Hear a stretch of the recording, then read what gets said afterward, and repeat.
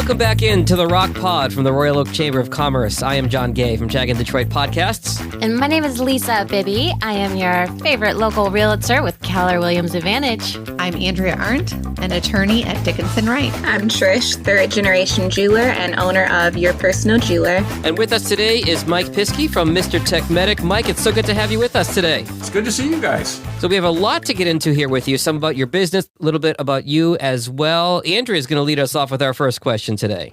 What is one of the most fun aspects of your job? Oh, my favorite thing that I do in IT is I love doing website design, mostly because I get to be creative. I mean, fixing computers is kind of dull, but helping someone make their brand stand out and add new features. You know, one of my current projects is I have a psychologist who's going to be offering an online course. So he's like, I need to be able to sell memberships. I need to be able to collect money. I need to be able to have my videos look professional. I need them protected. So it's been a lot of fun to help him expand his business, you know, through his website. So that kind of project is always fun for me, mostly because I get to be creative and sometimes tech is not so creative. So jumping in to the opposite of her question, what is the most challenging part of your job?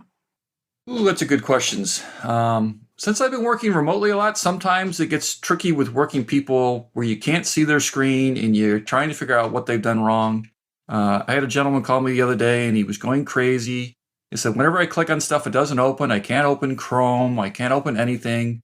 I said, well, what happens is, well, I click on it, I get this list of stuff. And after about 10 minutes, I said, try clicking the other mouse button. He goes, there's another mouse button?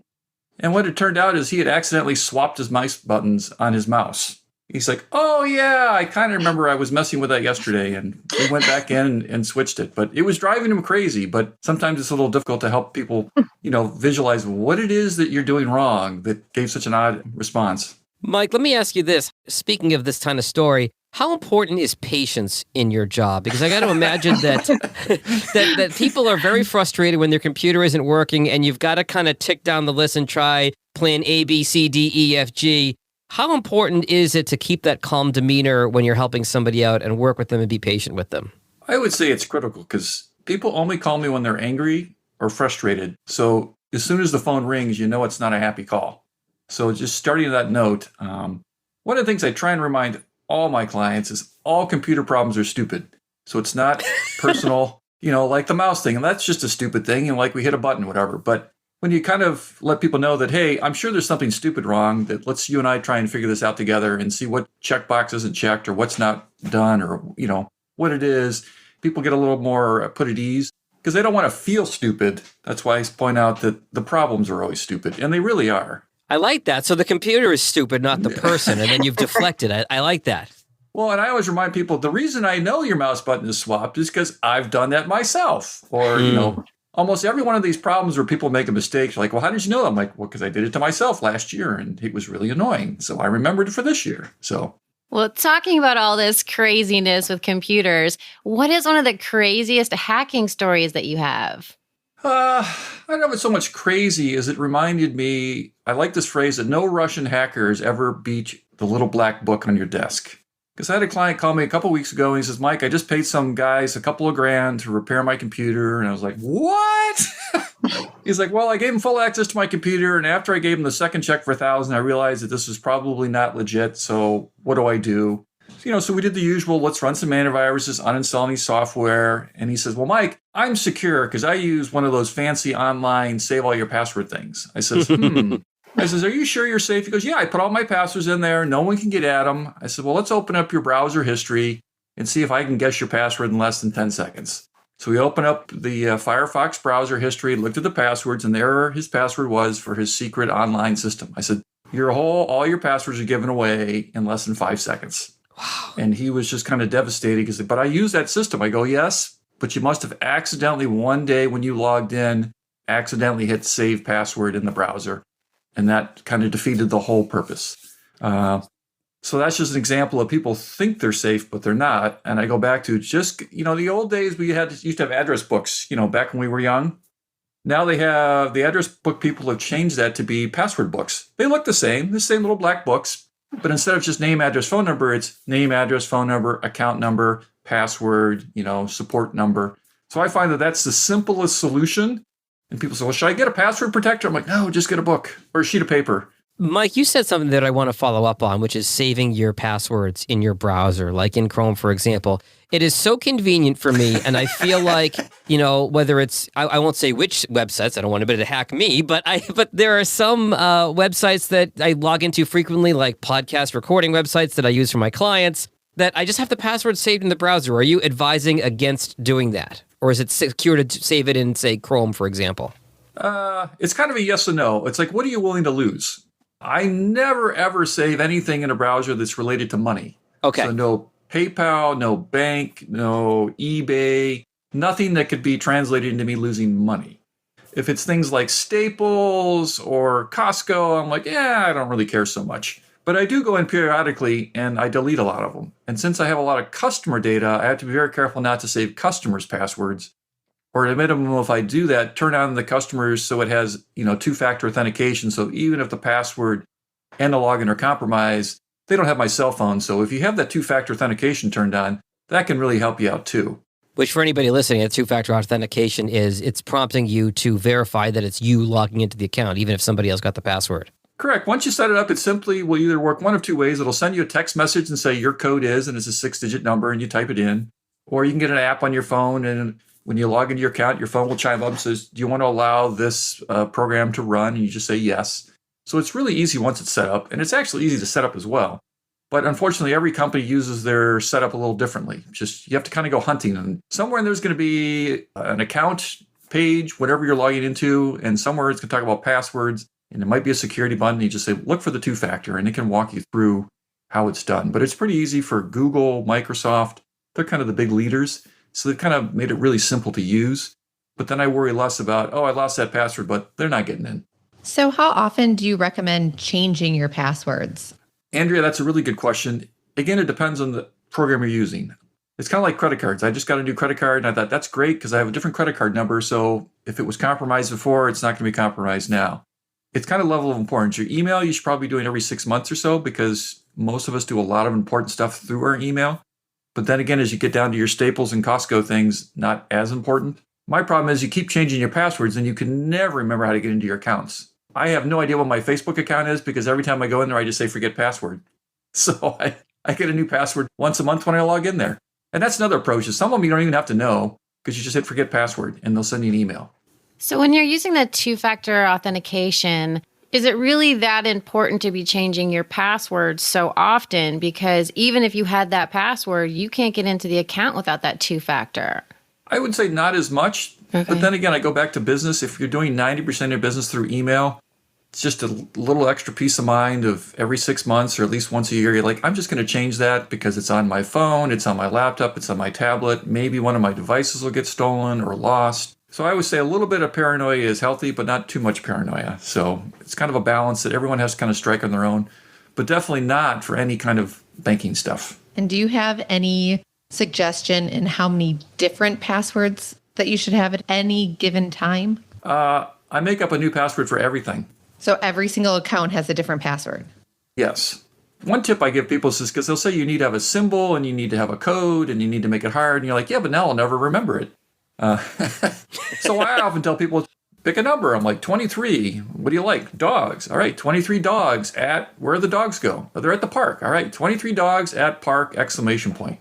It's kind of a silly thing that you can remember, or, 35 flavors at ice cream.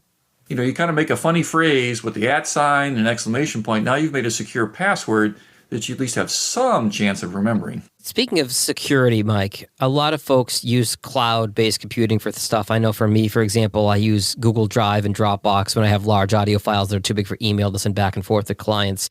But there's private cloud servers now as well as public ones, right? That's correct. Everyone's familiar with the Google Cloud or iCloud, or Microsoft's product is called OneDrive, which is built into Windows. There are pros and cons to them. I had one attorney that was dealing in patent and trademarks, and he went through and read those EULA agreements, the thing that none of us read.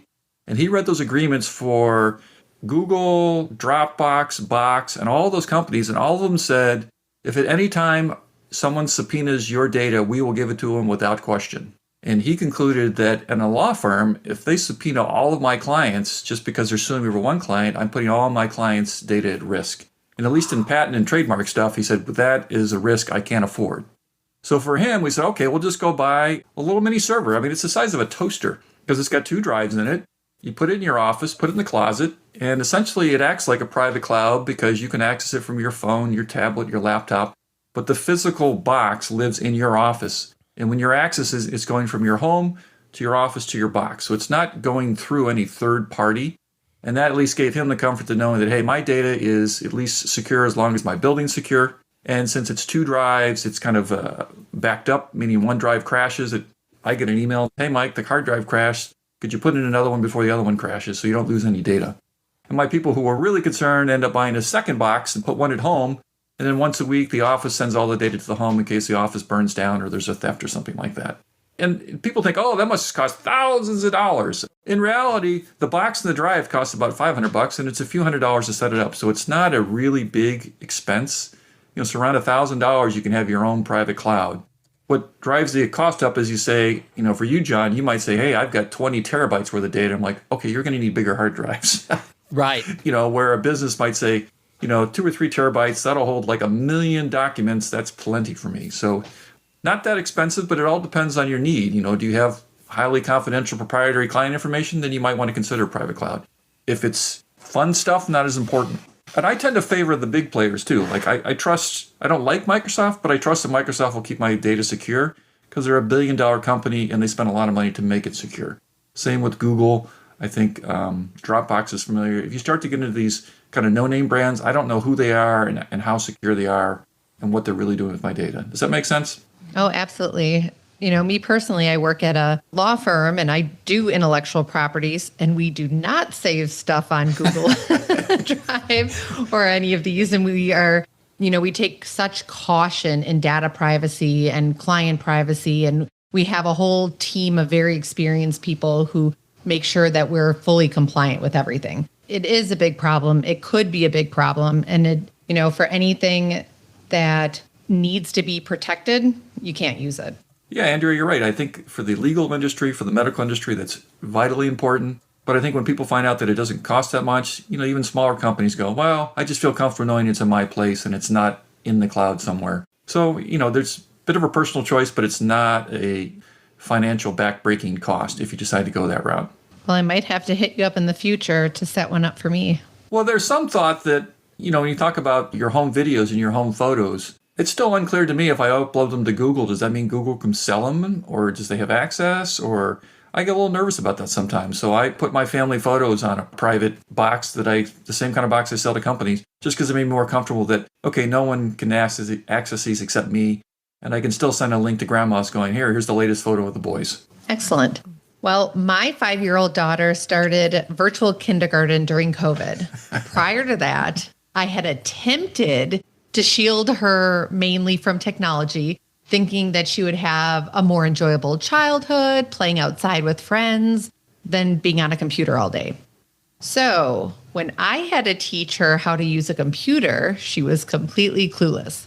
I hope she doesn't listen to this anytime soon. So in fact, she was shocked when I told her to put her hand on the mouse. I think she thought I was referring to a real mouse. So my question is, do you have any stories of trying to explain things to people in which they were totally clueless about technology? I have one. I had a good friend of mine for years, and he became a client, and he called me one day and he says, my computer's not whooshing anymore. I'm thinking, what the heck is he talking about? And he really didn't know anything about computers, but I concluded he wasn't making this up. Like, it was important to him and he wanted it to whoosh. And I'm like, well, what is it you're doing before you do the whoosh? He says, well, I write an email and then I hit send and he goes whoosh. And I said, oh, you're on a Mac, right? He says, yeah. I go, does it sound like a plane's taking off? He goes, yeah, that's exactly it. We identified that the whoosh was, at least on a Mac, and mail makes that cool sound as the mail is going out. Then I said, on your keyboard, there's a little button on the right that's a mute button, and there's a plus and minus. And, he's like, oh. So I just needed to unmute it. I'm like, yeah, that's all you had to do. But a lot of times it's just asking people questions or what they're doing, being super patient, as John had said earlier. One of the things that's really helped for me as an IT guy is I have remote tools that allow me to hop on your computer. And sometimes it's so much easier for people to show me their screen. I had a gentleman yesterday who says, I have this important email. I have to get it. I can't find it. It's nowhere.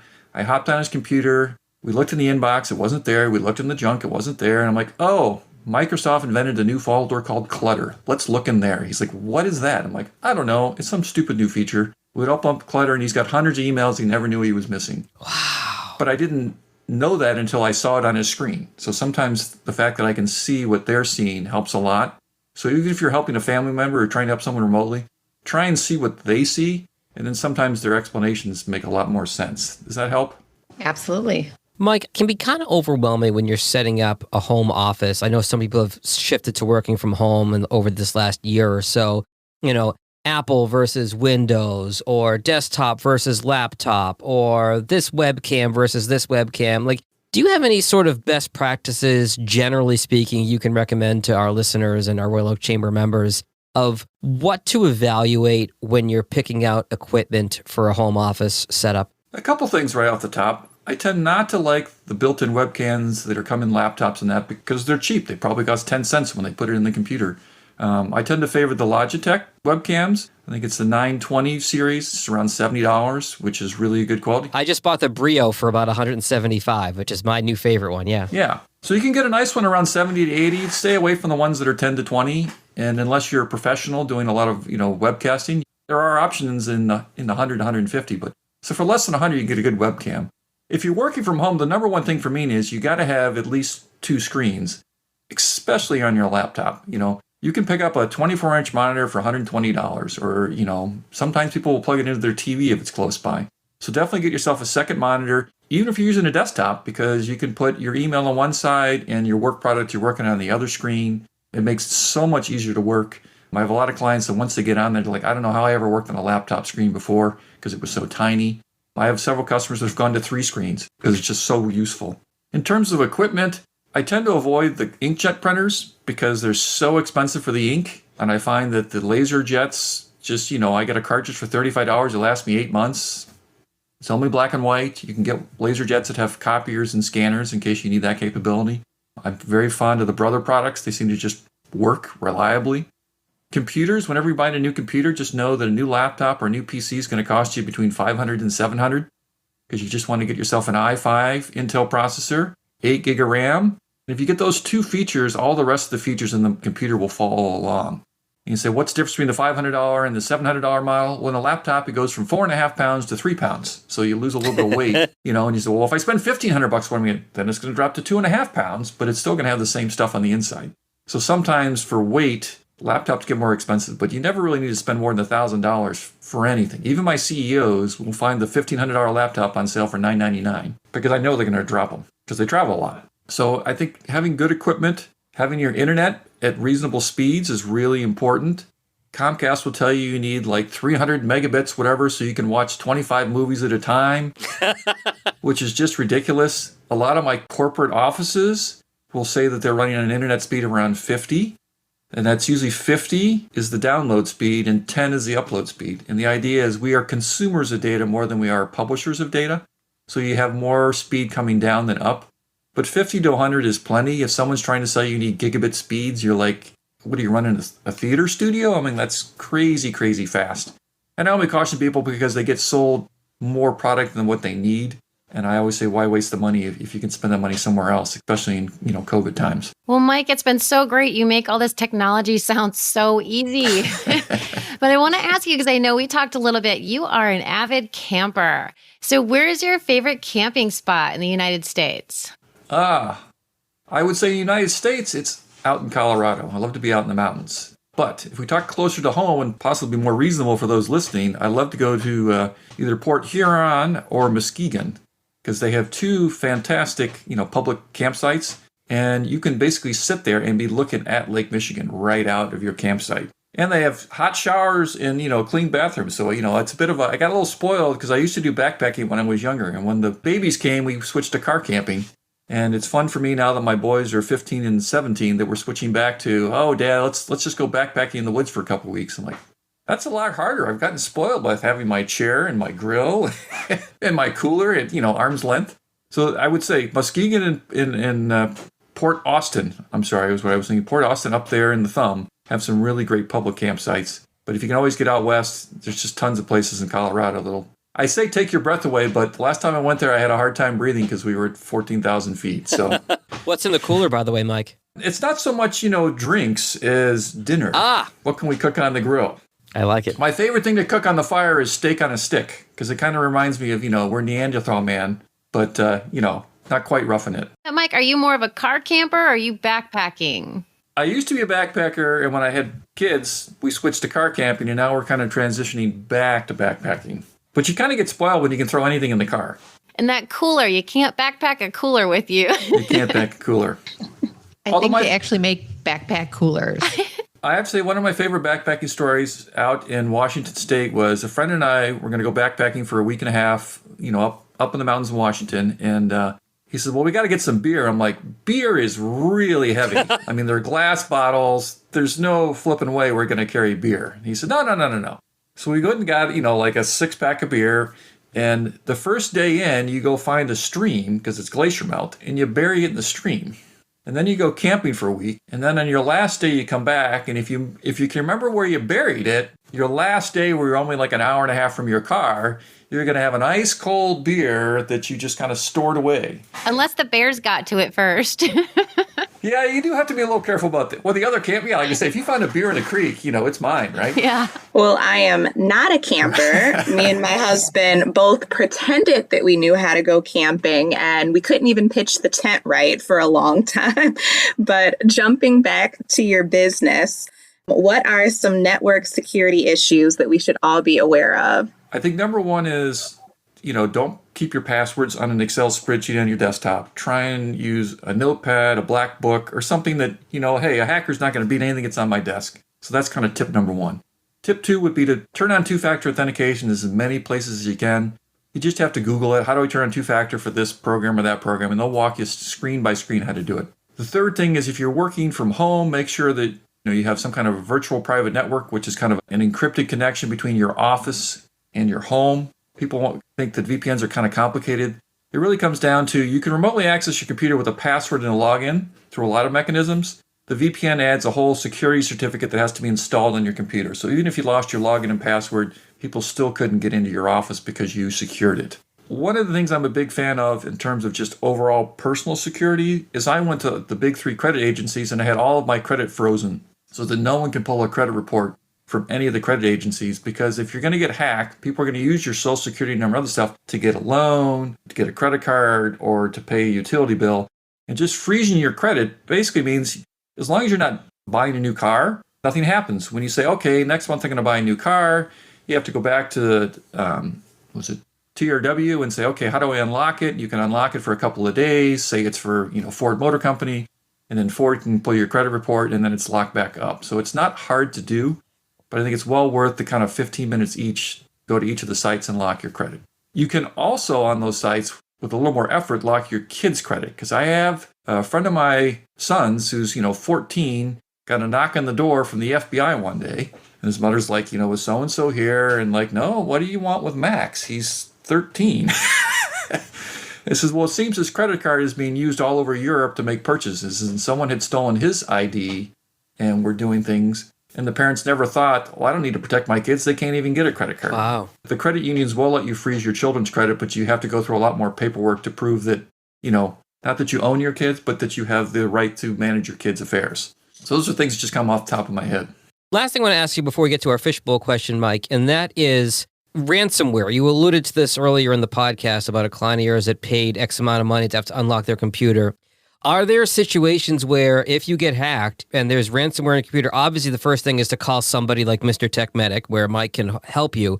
But are there situations where these scams are sophisticated enough that the only way to get your computer back is to have to pay the ransom? It depends. If you have a backup, if you think of my folks that have the mini servers in their offices, if somehow that server was compromised, which is unlikely because they're not Windows-based, they tend to be Linux-based, then you go, okay, this gets backed up once a week or once every 3 days to the home server. So all your data is protected at home. So it really depends on how many backups you have. And that relates to everybody. So I have Windows and I just use the built-in OneDrive. And OneDrive backs up all my stuff to the cloud. Good chances your computer may be, foobar. But you can go to your Microsoft account online and you can get your data back because it's been backed up automatically to the Microsoft servers. Similar with Google. So it depends on the kind of ransomware of, how deep it's going. Generally, the way ransomware works is it encrypts your local computer, but not necessarily the resources that you back up to out in the cloud. Does that make sense? It does. Thank you for that. That's really good to know. Having backups can really save your bacon. And the rule of backups, I think, is the rule of three. You want at least one backup, in your office, and you want at least another backup that's somewhere else, like physically. And so you have three copies. You have your original copy, you have a backup copy, and you have another copy that's in another physical location. And that's basically because your building could burn down, there could be theft, there could be a flood. Anything could happen with your office. But knowing it's in a third place, you've really got it covered. And again, that's kind of levels of paranoia. If you're a law firm, you might have more. If you're just doing the family photos, 3 copies is probably plenty. So again, it all depends on how important your data is. And I always say on people's computers, people say, what's the most important thing to back up my computer? And I'm like, your family photos. Because any email, it's in your email account. Any kind of receipt, you could probably get it from the vendor. But your family photos, at least for me, are my most valuable thing that I couldn't get back, or family videos, if I lost them. So I tend to focus more on that stuff. And I can download Windows again, or Word, or Excel, or software I don't really worry about. Cool. This has been so informative, Mike. And now it is time for the Fishbowl Question of the Day, where we pull a totally random question for you. So Trish, can you pull the Fishbowl Question of the Day? Mike, our question for you is, where is the most exotic place that you have traveled? My wife and I traveled to Ukraine to do research for a book she was working on. And it was back when the time was you didn't go alone, so we had a guide. And you kind of went down the highways and you'd see 3-foot holes in the highway. But we were always kind of monitored and, with somebody. And I think the most interesting place is we went to a city that the Soviets had erased, where basically they came in, they took all the people away, they bulldozed their houses, and they just tried to erase the entire town. And you could still kind of see the roads and avenues, but it was just so interesting to kind of think that, wow, these people were essentially erased by, an oppressive government. So it was just very interesting to see such a different place, since we have so many freedoms and liberties here in the States, just to kind of see how tough things could be, back in wartime. And I have to say, one of the most interesting things about Ukraine was, a staple for lunch was vodka and lard, because they put lard on everything. They didn't have butter, they used lard. And they said, well, you got to drink vodka every day because you really can't trust the water source. Ah. And the thinking was, Like, I'm not having vodka for breakfast. He says, yeah, but you got to have it for lunch. You got to at least have a shot. And since we weren't driving, we had a guide and a driver with us. It was kind of interesting, but it was just very interesting just to see a different world. And we went down the highway, you would see homes that looked like they were from the 1600s because they didn't have electricity. They didn't have cars. They were, horse and buggy and wagon and stuff. So it was very interesting to kind of look back in time and to see that that's modern day for some countries these days. Did you make it anywhere close to Chernobyl? No. We try to avoid those areas. I only asked because I saw the miniseries lately, and everything about Chernobyl just fascinates me. That's why I asked. I don't think I'd want to get too close either. Well, one thing that was interesting is you're driving down the highway, you would see these telephone poles, and on top of them were these 6-foot diameter bird's nests. And they were, I can't remember if they were cranes, but they were just gigantic. I mean, not like a foot, but like 5 or 6 feet in diameter, because they just built them up with the poles, and just a totally different environment. So to me, that was the kind of the exotic of just being so different from what I've seen, traveling Europe and the U.S. on that. So your wife's an author? She is. She just finished a book called The Escape Line, where she spent 8 years researching how the Dutch resistance worked in France to help pilots, Jewish people, everyone who was kind of fleeing the Nazis. They were helping people to escape either south through the Pyrenees, north through Belgium, or east through Switzerland. And basically it's a story of how they helped 3,000 people escape the Nazis during the occupation. And it was really fascinating. So, wow. Sounds like a great story. What is the name of the book? It's called The Escape Line. And the reason my wife got interested in it is that she has Dutch heritage. And her father, we always joke, was in the resistance because when he was a baby, his mother would take him in his little baby carriage, and underneath him they would store papers that they were smuggling across the border for things. So, he was only 3 or 4, but Started young. he started young. Fascinating story. Mike Piskie from Mr. Tech Medic. Where can people find you online and get help with all of their tech needs? The easiest place to reach me is at www.mrtechmedic.com. So that's MRTECHMEDIC.com. It's got my contact information, phone numbers, and a lot of the services that I offer, so people want to know if I cover that. It's on there. One thing I would tell you is, belonging to the Royal Oak Chamber, if there's anything technology-wise that I don't do, there are plenty of team members in the Royal Oak Chamber that I know that do have that solution. For search engine optimization, I have backup guys for web design. So there's a whole team of people I can lead you to if I don't quite have your solution in hand myself. Thank you so much, Mr. Tech Medic. And my name is Lisa Bibby. I'm a realtor with Keller Williams. I put the real back in realtor. You can count on me to help you get the most money possible in the quickest amount of time for your house. You can find me on Facebook, YouTube, Instagram, and LinkedIn at Sold by Lisa B.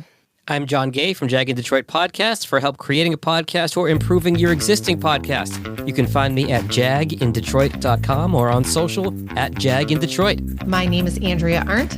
I am an intellectual property attorney at Dickinson Wright, and I help my clients protect their inventions and build their brands. You can find me on LinkedIn and on our website, www.dickinsonwright.com.